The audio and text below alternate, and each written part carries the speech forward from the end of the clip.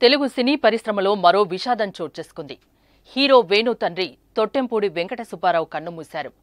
92 ఏళ్ల వెంకట సుబ్బారావు గత కొంతకాలంగా వృద్ధాప్య సమస్యలతో బాధపడుతున్నారు.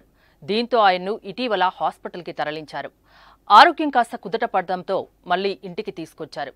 ఇంతలోనే ఆయన ఆరోగ్యం క్షీణించి హైదరాబాద్లోని తన నివాసంలో సోమవారం తెల్లవారుజామున ప్రాణాలు విడిచారు. తొట్టెంపూడి వెంకట సుబ్బారావు మరణ వార్తను తెలుసుకున్న సినీ ప్రముఖులు, వేణు అభిమానులు సంతాపం తెలుపుతున్నారు. అలాగే ఆయన కుటుంబానికి ప్రగాఢ సానుభూతిని వ్యక్తం చేస్తున్నారు. గజం కేవలం 26,000 రూపాయలతో 165 గజాల భూమి కేవలం 52 లక్షలు మాత్రమే. వేణుకు పితృవియోగం వార్త తెలుసుకున్న పలువురు ఆయన్ని పరామర్శిస్తున్నారు.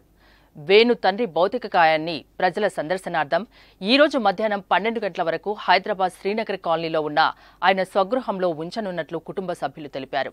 ఆ తర్వాత జూబ్లీహిల్స్లోని మహాప్రస్థానంలో ఆయన అంత్యక్రియల్ని నిర్వహించనున్నట్లు వెల్లడించారు. సుబ్బారావు లండన్ విశ్వవిద్యాలయంలో ఇంగ్లీష్లో పీహెచ్డీ చేశారు. విజయవాడ, చెన్నై, మదురైలోని ప్రముఖ కాలేజీల్లో ప్రొఫెసర్గా పనిచేశారు. ఇక వేణు హీరోగా తెలుగు ప్రజలకు చాలా సుపరిచితుడు.